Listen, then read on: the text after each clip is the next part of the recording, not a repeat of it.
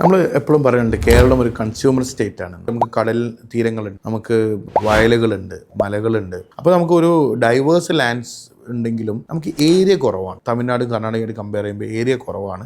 Land segmentation ഭയങ്കര കൂടുതലാണ്. അപ്പം ലാൻഡ് ഹോൾഡിംഗ് കുറയുന്നതിൻ്റെ ഭാഗമായിട്ട് തന്നെ നമുക്ക് തമിഴ്നാടോ കർണാടക ചെയ്യുന്ന പോലെ ഹെക്ടർ കണക്കിന് ഏരിയയിൽ നമുക്ക് ഫാം ചെയ്യാൻ കഴിയില്ല. ഉപ്പ എന്ന് വെച്ചിട്ടുണ്ടെങ്കിൽ ചക്ക കൃഷി ചെയ്തിട്ട് നല്ല രീതിയിൽ ഒരു 1.5 ഏക്കറിൽ കൃഷി ചെയ്തിട്ട് വിറ്റിരുന്നു കഴിഞ്ഞ വർഷം. വിയറ്റ്നാം സൂപ്പർ ഏർലി എന്നുള്ള വേന വെച്ചത്. അപ്പോൾ ശരിക്കും നല്ല പ്രോഫിറ്റബിൾ ആയിട്ടാണ് ഇപ്പോൾ ചക്ക കൃഷി ചെയ്തത്. അപ്പോൾ പിന്നെ അവർ പറഞ്ഞു, അപ്പോൾ ബയർ വന്നിരുന്നത് അവർ കൽക്കത്തയിൽ നിന്നായിരുന്നു. അപ്പോൾ ബയർ പറഞ്ഞൊരു കണ്ടീഷൻ, നിങ്ങൾക്ക് ഒരു 10 കിലോമീറ്റർ ചുറ്റളവിൽ ഒരു 25 ഏക്കർ ചക്ക കൾട്ടിവേഷൻ ഉണ്ടാവുകയാണെങ്കിൽ ഞങ്ങൾക്ക് അതിന് ഇപ്പം തരുന്ന വിലനേക്കാളും ഒരു 30 to 40% അധികം വില തരാമെന്ന് പറഞ്ഞു. അപ്പോൾ നിങ്ങൾ അറിയേണ്ട കാര്യം വെച്ചാൽ നമുക്ക് ഭൂമി സെഗ്മെൻറ്റഡ് ആയി പോകുന്നത് കൊണ്ട് നമുക്ക് കുറഞ്ഞ ഏരിയയിൽ നമുക്ക് കൃഷി ചെയ്യാൻ പറ്റുള്ളൂ. അതേസമയം ഒരു 4 ആളോ 5 ആളോ കൂടിയിട്ട് ഒരു വൈഡർ ഏരിയയിൽ ഒരേ കൾട്ടിവേഷൻ നടത്തി കഴിഞ്ഞാൽ നമ്മൾ ഇങ്ങനത്തെ ബയേഴ്സ്, ഇപ്പോൾ നാഷണൽ ആയിട്ടുള്ള ബയേഴ്സിന് വന്നിട്ട് ഇത് മേടിച്ചിട്ട് അതൊരു കൊമേഴ്ഷ്യലായിട്ട് നമുക്ക് കൃഷി ചെയ്യാനുള്ള ഒരു ഓപ്ഷനും കൂടി നമുക്ക് അവിടെ വരുന്നുണ്ട്. അപ്പോൾ ലാൻഡ് സെഗ്മെന്റേഷൻ നമുക്കൊരു പ്രോബ്ലമാണ് കേരളത്തിനെ സംബന്ധിച്ചോളം.